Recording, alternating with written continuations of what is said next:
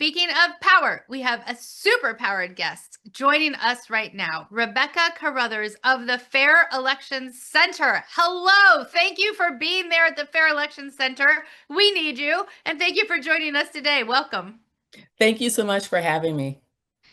We had a State of the Union recently by Donald Trump, and I have never seen so much disinformation in my entire life in one place coming out of one person's mouth.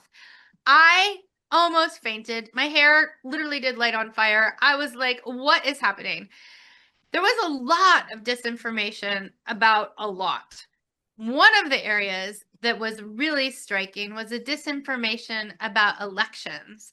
And so I don't even know where to start. I would like to share in a therapy session about democracy my concerns.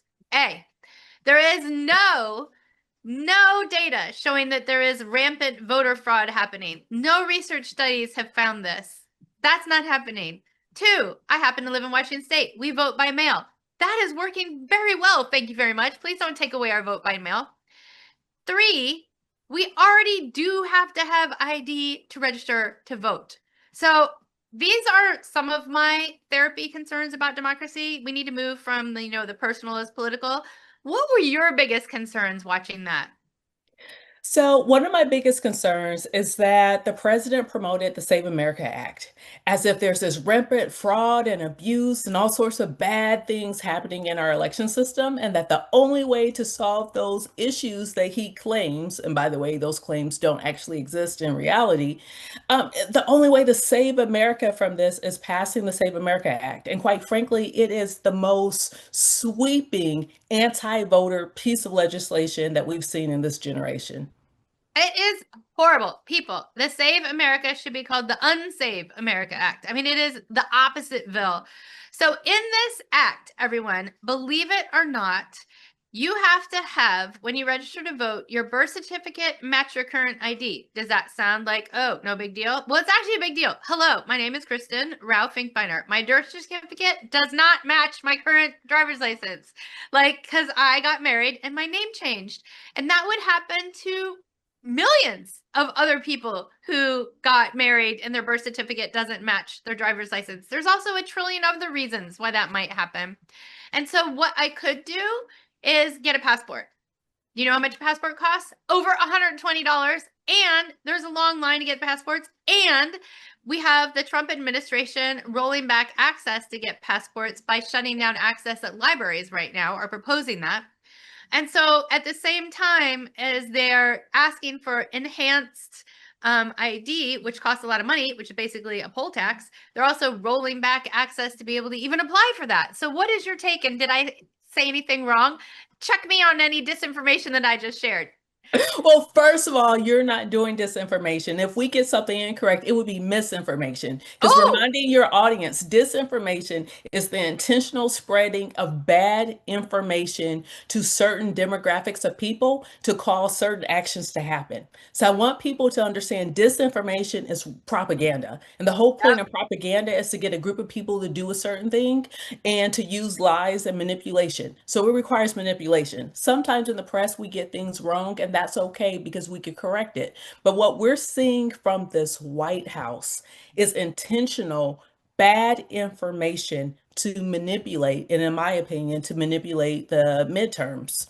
So everything that you said was absolutely accurate, but let's talk about it a bit more. Not only does the SAVE Act in its variety of versions require you when you're registering to vote to present, documentary proof of citizenship. So, like you said, passport or birth certificate.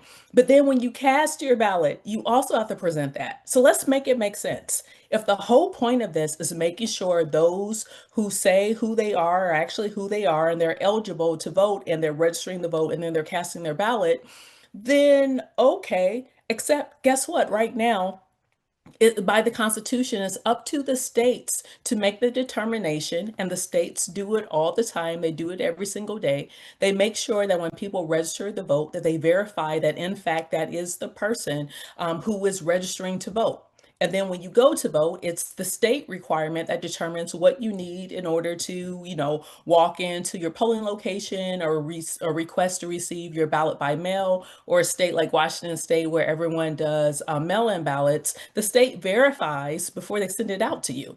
So if if this administration was saying, "Oh, we want to make sure those things are happening," guess what? They are happening. So that lets us know it's not about verifying who people are, but it's further restricting and eroding voting rights in this country. The other thing that I want to point out, as you so eloquently mentioned about birth certificates, in addition to people whose birth certificates don't match their current legal name, according to the Brennan Center, at least 21 million people in this country don't have readily access to their birth certificate. Yep. So think about people in North Carolina with the devastation of the hurricane the other year, and many of them have lost some of their vital statistic documents, like a birth certificate, like a social security card. Wonder if they haven't received their new copy yet. Or, I think about students, 'cause we do a lot of campus work. Think about students who are now in their dorm, on their campus. By law, they get to register to vote on the campus where they're at 9 to 10 months out of the out of the year. When you went to college, did you take your birth certificate with you to your dorm? So it's the potential to disenfranchise millions of people, and it isn't doing the things that it's claiming to do. Another thing, like you mentioned with passports, over 50% of the country do not have passports. Other things with the SAVE Act, it would say, okay, those states like North Carolina, as an example, that allow students to use their campus ID for purposes of voter ID, it will get rid of across the country any students, that's millions of students who have photo ID as their campus ID, even if it's a state issued ID because it's a state institution, they wouldn't be able to use that for purposes of voting. So I need people to start to ask, what is it about students? What is it about women? What is it about these different groups of people that the president wants to make it harder for them to vote? And I think it starts to paint the picture. And quite frankly, it's also the picture from the Heritage Foundation's Project 2025.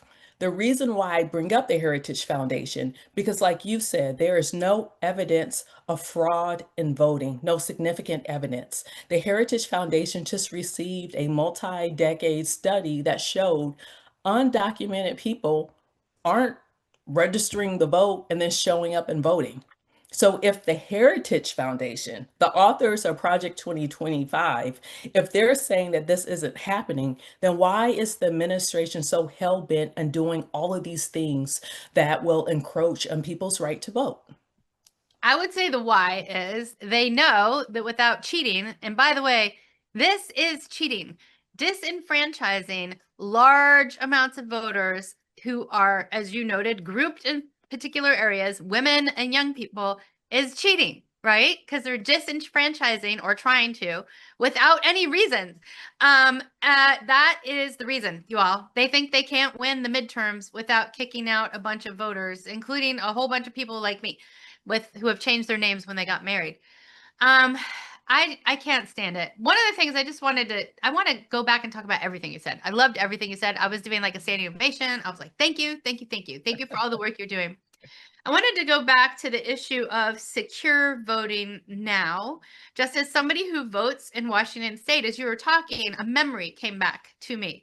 We have secure voting even when we vote by mail, because in Washington State, for example, I have to sign my ballot. One year, I got a phone call. The phone call said, Kristen, your signature this year does not exactly identically match your signature last year. So we're going to make you be kind of a holdout ballot that we may or may not count unless we need it.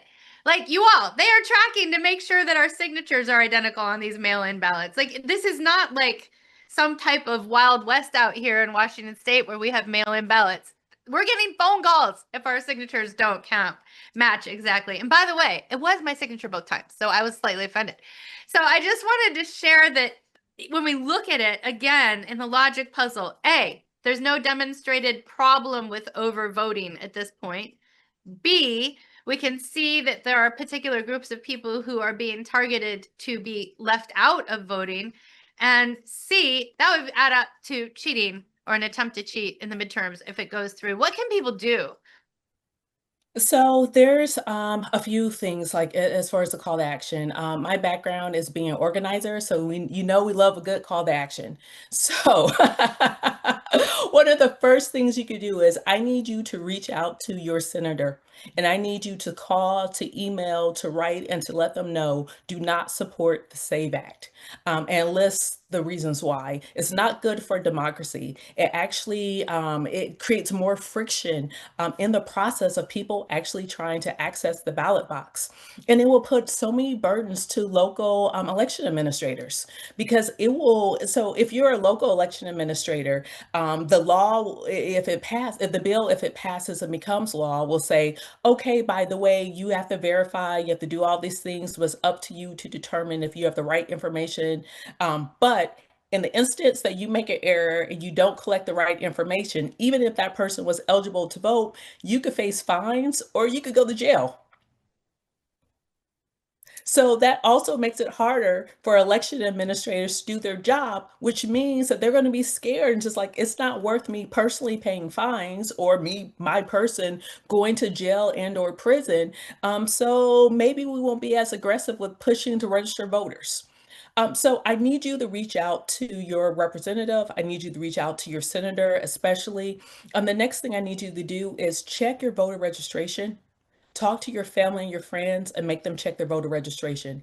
I need you to put a monthly reminder to double check your voter registration because we're also seeing across the country where many people are being purged, meaning they're being removed from active voting rolls, which means you won't be able to vote. But if you actively check your voter registration, if an issue comes up, time is on your side, so then you can make the fix.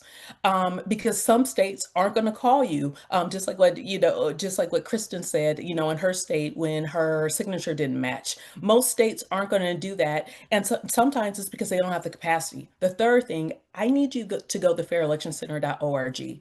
We have state voter guides for all 50 states, plus the District of Columbia, so you can have accurate information. That's one of the things that my legal team works on year round. But I'm going to make another ask, if I will. Democracy is under attack. Fair Election Center is one of the organizations at the front lines for that. If you are so able, no matter how big nor small, if you could donate to fairelectioncenter.org, go to fairelectioncenter.org. There's a big donate button on our homepage. And if you could donate, please donate because we need all of the resources and support because we know there's going to be a lot of litigation. There's going to be a lot of disinformation. There's going to be a lot of voters who are kicked off of voter rolls. And there's a lot of campuses that are looking to us to provide answers and explanations and give them the support they need so they can make sure they have the infrastructure for students to be able to turn out to vote. Yes, everything that she said. Do it all. I mean, really, I'm going to say the website address again. It's fairelectionscenter.org. So you need that S on elections. Fairelectionscenter.org. Go there, donate, sign up, support. Don't give up on democracy, you all. We need all kinds of organizations. We need all kinds of activism. We need everybody doing everything they can right now. There has never been a time in our history when democracy has been under threat, the Constitution violated, the Bill of Rights just trampled on in the same way as is happening right now. It is shocking. To me, it's shocking how fast it's happening. And so we need everybody to do that. fairelectionscenter.org. And also, as you just heard, please call your U.S. House member and your 2 senators and say, vote no on the SAVE Act, which saves no one, except maybe Donald Trump. And that's not something we want to do. So thank you for being on. Thank you for all you do. Thank you so much. Thank you.